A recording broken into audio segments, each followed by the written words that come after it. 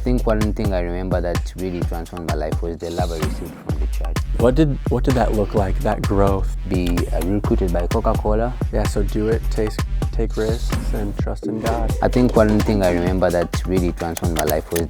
What's up, guys? Today we're back with the Revival Reformation podcast. My name is Aiden Schmidgall. I'll be hosting today. And this is Trinity, the founder of Era 92, a social enterprise. From Uganda. From Uganda. Yes. Yeah, all the way from Africa. Definitely. He's with us today. So first off, I just kind of want to start off with a little bit of your story. How Era 92 got started. And yeah, could you just tell me about that first? Thank you so much, brother. Yeah. Thanks so much for having me. Yes, my name is Emmanuel Trinity from Uganda, and it's a pleasure to be here in YWAM, Kona.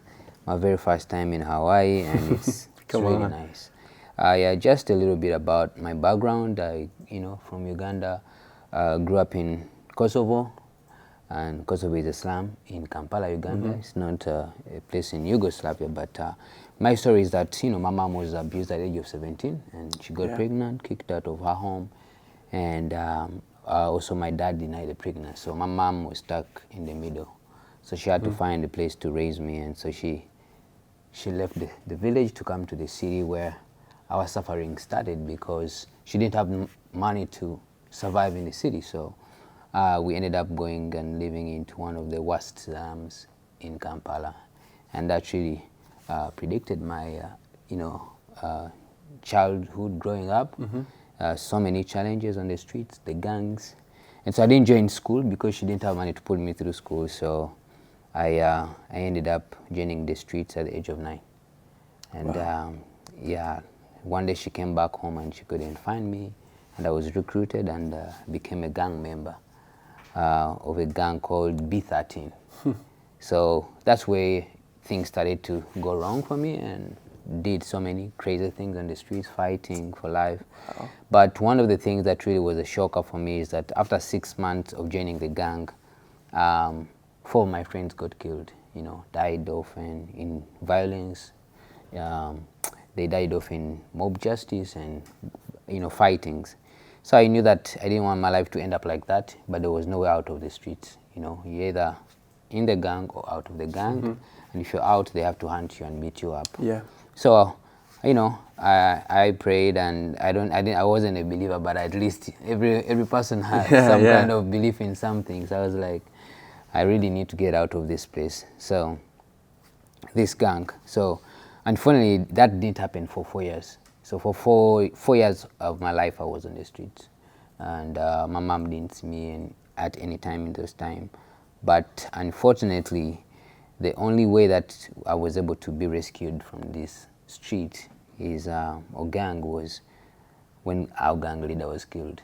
So when he was killed, he couldn't recruit us more, so we dispersed up, and I went to a local church with my friend, and that's where I found rescue by a group of missionaries from Northern Ireland. So these guys had come to be the school for street children, and when they came and they found us, they brought us off the streets, and one of the ladies asked me, what's one thing that I can give you that you never go back on the streets? Because I think she knew that you can give everything to a street child, and they go back to the streets because they know you're on drugs and stuff like that. So, but she didn't know that I wanted something for my life. I wanted change. So I told her, if you give me a computer, I would never go back on the streets. And so, boom. She said, okay, we'll give you a computer if you join us on the crusade that is happening tonight. So I left the streets, and they said, I will come if you're giving me that thing. Yeah, so on that night, I received 2 gifts. I received the gift of life through Jesus Christ, but also the gift of computer. And that was the beginning of my transformation of the streets. So fast forward, after 6 years of training myself, becoming a graphic designer, I got an opportunity to be recruited by Coca-Cola as a junior designer, and that really transformed my life. As a young boy, was able to help my family, but that's the time when God called me to the realization of what was happening in my community, and a dying need for change, because many kids in my slums and my community never had a chance to realize their dreams, and even get off the streets. So there was that vicious cycle of poverty that was unbroken. Yeah, God called me for that from an inspiration of a verse, First Peter chapter 4 verse 10, as each has received a gift, use it to serve one another, good stewards of God's great grace. So I quit, went back to the slums and started Era 92, mainly because I wanted to pick up young people off the streets, disciple them, give them, help them discover their God-given gifts, and then connect them to local and global opportunities. So right now we've created over 3,200 skill jobs. We have worked with over 6,000 young people. I have 120 young people working. We're working in 4 districts across Uganda. And yeah, excited to be able to help young people and change their stories and put them on the right path. So how old are you right now? Right now I'm 32. I'm making 32. 33 on Christmas. Dang, so I was born in 1992. Dang, Yes. okay. So like looking back in your younger days, getting Era 92 started and going through those tough seasons of losing friends and these trials. But when you received the gift of the computer and like the gift of Jesus, what was like, what did that look like, that growth, coming out of such a dark place and kind of receiving, like new life in a sense? Yeah, I think for me it was an unanswered prayer knowingly, because I told you when I lost 2 of my friends, I knew that I didn't want my life to end up like this. And when the opportunity came, I think it was a time whereby, I was hungry for it. And so when it came, I just jumped on it. And for me, it was, I think one thing I remember that really transformed my life was the love I received from the church. So remember, I was this kid that didn't get love from the father. I didn't get love from my, family and stuff like that. So I got to receive the love of Christ through that church, and think that's one thing that I remember, that these guys like really took care of us, and that's one thing I remember that I was like thirsty for. And when I got it, I knew that this is the love of God. Wow. Yes. That's good. So now you are the founder of Era 92. Could you just break down for me and the viewers like some of the things that you guys do and what you're all about? Yeah, so Era 92 right now, it's a group and it's a holding company. We have about 6 companies under one company. Okay. So what really basically we set out to do was that we're here to change stories of young people in underserved communities across Uganda. So the way that looks like is, the foundation is every young person, we believe as Era 92 that brilliance is equally distributed, but opportunity is not. So what that means is that many kids across the slums are very brilliant, but they don't have the opportunity. Yeah. And so the opportunity we are bringing is the opportunity of hearing the gospel and being transformed by it, the opportunity of bringing a job so that they can earn and support their families, opportunities of mentorship, opportunities of capital for them to be able to start their own small businesses. So if I break it down, that our business and model is really built about and centered around young people. So what can we do that can help young people thrive? So when I talk about the first company, for example, Era 92, Era 92 Elevate, it's a training academy that is picking up young people across the slums. Okay. Yeah, giving them the skills they need, and then that's what they normally do. Those guys are just doing that, and they are across 4 communities right now.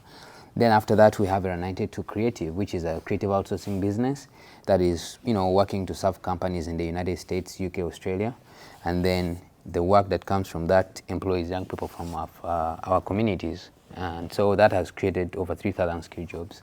We have the fund, Era 92 Fund, which is a microfinance bank and a venture investment business, impact investing, where we invest in young startups led by young people in my community. And so we've invested in over 700 businesses of young people that have grown up and be able to employ other people and stuff like that. Then we have other That's the core 3 businesses we run, and then we have what we call this businesses made for sustainability for us, in terms of financial sustainability. Where do we get the money to do the work we do? Because we don't depend on donations. So we get a lot of, we have a safaris business, we have a car wash business, we have a restaurant, we have all these kind of businesses. So that portfolio is to create money to keep our work going. That's so good. So you obviously deal a lot with business and that stuff to oppose poverty, come against poverty. Could you take us through like the 3 dynamics of business, or maybe dynamic isn't the best word, but the 3 ways to the 3 ways of business. Okay. The 3 ways to do business, you mean in terms of the redemptive cycle, or just the I want to get to that redemptive You're cycle, but the first... So the first ways is to, the 3 ways to do business. Okay, I think for me the 3 ways I could do business as a young boy right now is, first of all, to have purpose for the business. That the business is not for you to, we talked about that thing, live for self, right? But to build a business that is serving a purpose. And then the other one is to bring excellence to what you're doing. If I tell you that our model is like kind of underlooked because, we thought, okay, kids from Uganda to do my website and stuff like that. So people never thought that we would be a world-class creative service business because of where we are coming from. So I would, and then first we say, okay, we're going to actually do this. So we invested in quality and excellence and be able to deliver a world-class service. So I think that has really been a way that has helped me to, that I would tell any young person from the day go, do that excellence part. And then the third thing is perseverance. Guys, business is hard, and you have to be sure that, I know one of the things these days we are being sold so much about the easy things. It's easy to run a business these days because of AI and stuff like that.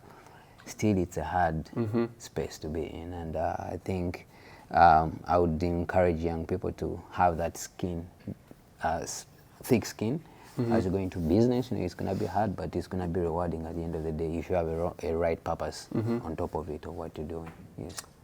Yeah, so like just thinking about many businesses and like the greed that comes along with that. As Christians, if there's like maybe Christian entrepreneurs who are watching this, what's the framework of how we could run businesses or foundations or just create new ideas and like restore and renew things? I think with that, it's very practically simple. We've come up with there's a framework where you can look into the lens of, what's the best way to do things. And we call it the redemptive framework. And it covers, that anything you're doing right now in the redemptive space, it has to be creative, it has to be restoring, and then it has to be sacrificial. And then that is not the normal term in terms of running a business, because as you said, it's business in our context today. It's run in 3 spheres, and many people play in the first 2 spheres. So the first one is exploitative, and you've had so many businesses around being exploitative. They're paying their workers, not to name drop, but like Nike, using child labor laws. Child labor laws. They're just in it for the money. They're outworking the system to grow billions of dollars. And so those are a business that are built on an idea that they win, you lose. And I believe we are not, as Christians or redemptive entrepreneurs, we're not called for that space. But also there's a popular space that people that is a thin line because it feels good to be in that space. It's the ethical way of doing things. And we've had so many things. Oh, our business is ethical. We source things from ethical women. We support, we use ethical products, ethically sourced products. All these things are great, but the idea about, is that 25 minutes? Oh, no, we're good. Okay, okay. So that is what most organizations I actually understand that. Oh, it's Google. that's what actually most organizations right now are based on. Okay, we are a social thing, we do this for the people and stuff like that. That really creates a win-win situation. Okay, we win and we win. And we talked about this idea that, okay, Tom shoes, if you buy one, we give one to the poor. And that has been a popular thing, but it still doesn't create it doesn't represent the Christ-like way of doing things. And so we've come up with a framework whereby it's more about the redemptive. So the redemptive way of doing things is where we sacrifice for that other people, all of us will win, right? And so that is way beyond, going beyond the normal things. You're not, as a leader who's running this type of business, you're not doing for you to get the next $1 million for yourself. But how can you get a next $1 million to distribute among many? Yeah. And so that you can create this distributed wealth to support the economic growth of your community. And so that's what we've done. In our business, I would be taking home a lot of money, but it's kind of distributed among the young people that have built this thing. And so they have equity in the business. It's not, all of them are not owned by me, and that has created, equally distributed wealth in our community. And that's, I believe, the redemptive way. So there are three spheres: the exploitative, ethical, and the redemptive. And I would urge that young people should, focus on the redemptive way of doing things.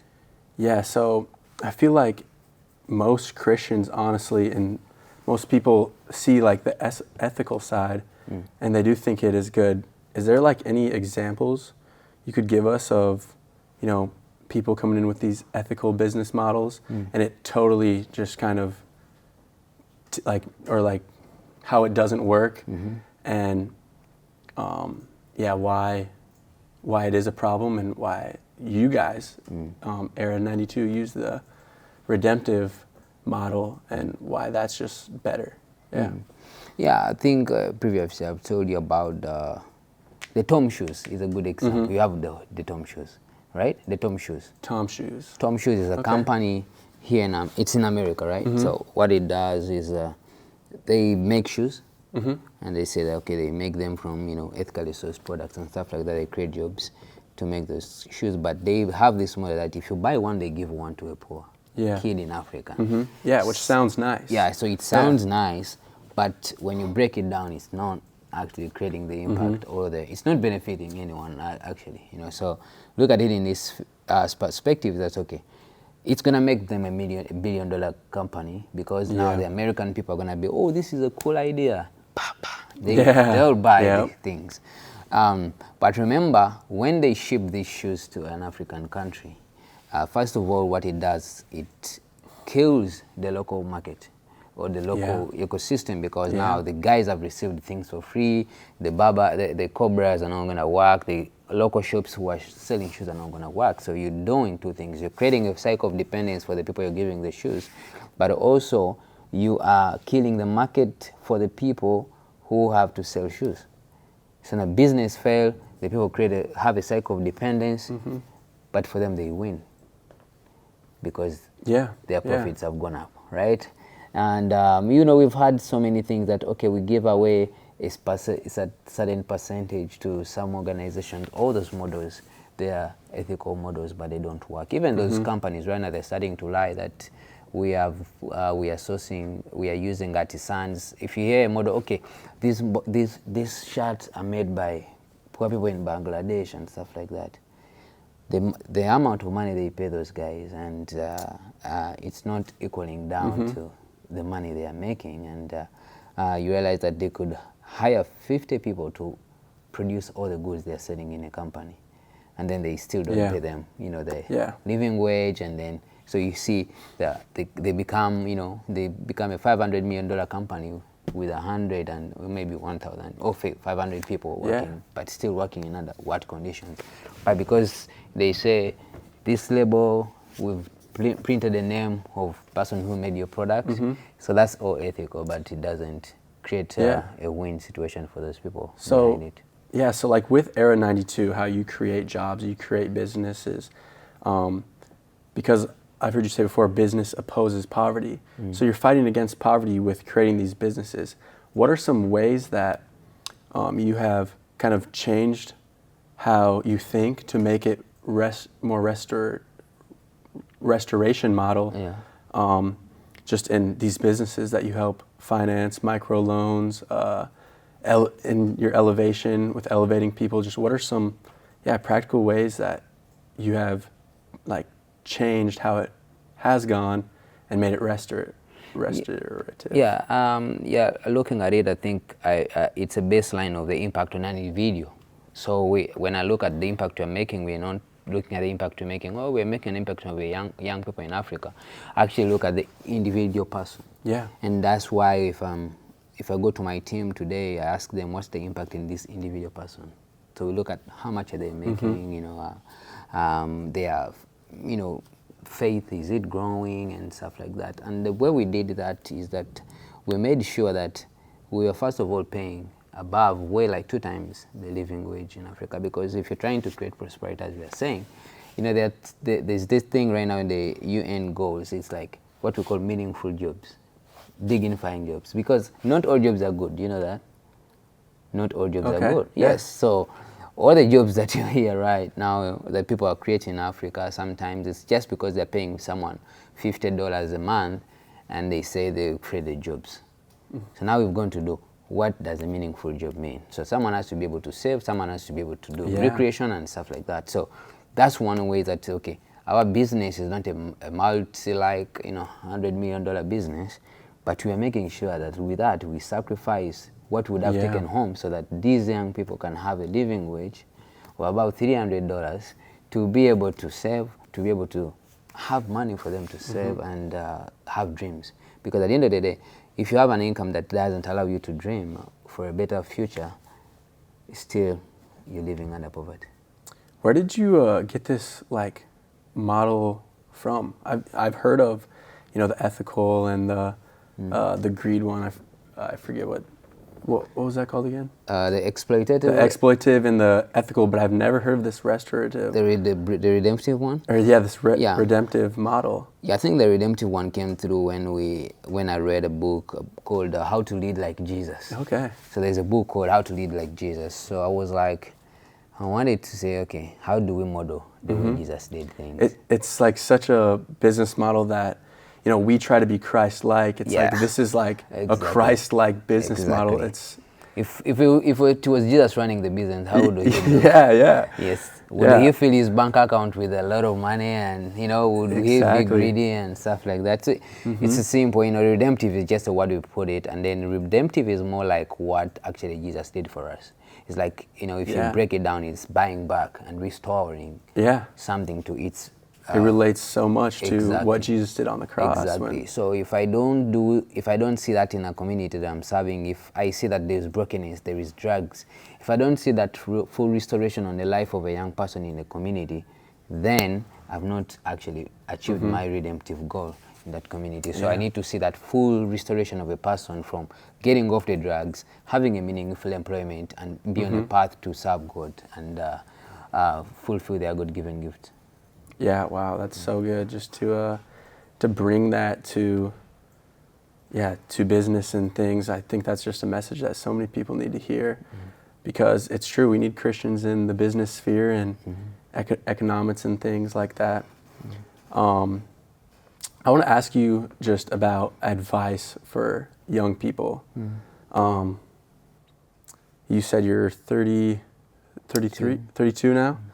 And looking back, I'm 21, and I have dreams to start barber schools and, discipleship barber schools that send barbers out into the workplace and, just spread out and get more Christians in the workplace, especially barbershops. And what advice would you have for a 21-year-old who's dreaming big in businesses or in the business sphere or schools or something like that?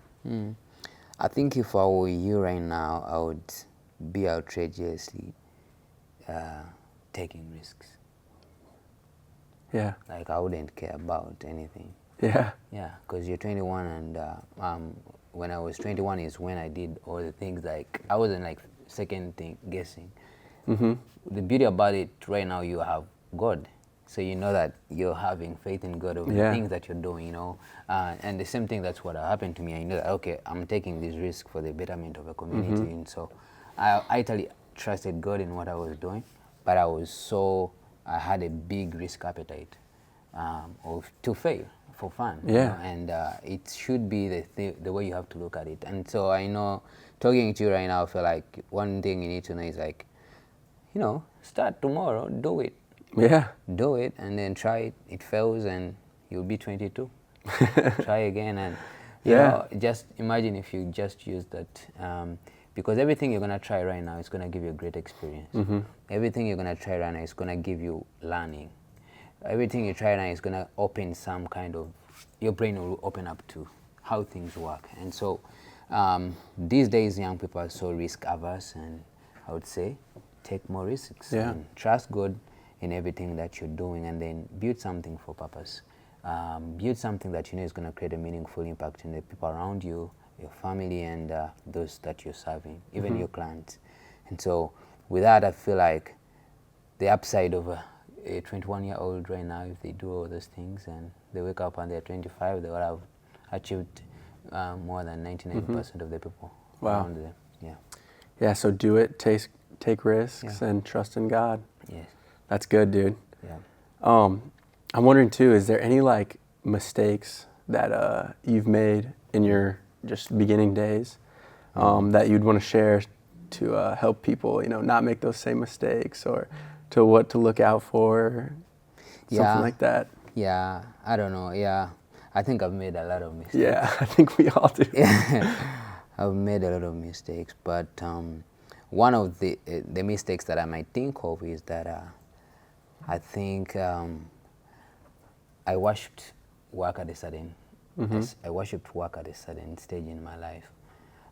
So now this goes for more Christian people. Other people wouldn't care. You say, okay, you're a workaholic, do it, and stuff like that. Yeah, so there's a time whereby, bro, I was working, you know, 20 hours a day and stuff like that. Yeah. And so I loved it. I wasn't complaining, but at a certain stage, it took my relationship away from God. So I looked at how my relationship was before I started a business and going deep into it, when business started to make sense, and how I started now focusing more on the business than the relationship with God. And so other mistakes are common. They are natural mistakes. As you're growing a business, you're gonna make them, learn from them. This is a mistake that if you do it and you get off the track, it's quite harder to fall back into the love of God once you're off the track. So I would say, if you're out there and you know, there's that thing, you know, don't worship the work. You know, over much the work is worship, but don't worship the work, right? It's good to understand the balance. It's good to understand. And so it took me a lot of sacrifice now, and actually, I think for me, I thank God, I'm loved by God, right? And He actually brought a lot of messages and people to speak in my life on what I needed to do, you know, to actually start to own the business and don't have interest in what the business was bringing and the success, so that I actually can focus on my relationship with God. And so that was a mistake I made, and I thank God I came out of that. Yeah, that's so good, just letting God into things and not letting distractions get in the way of your relationship. That's so good. But I want to respect your time, and thank you so much for coming in, and a little makeshift today. We figured it out though, and we got it done. We made it. Yeah, thank you so much for coming in and doing the podcast. That is going to be the conclusion of this week's podcast. Hope you guys enjoyed, and we'll be back next week. He made it.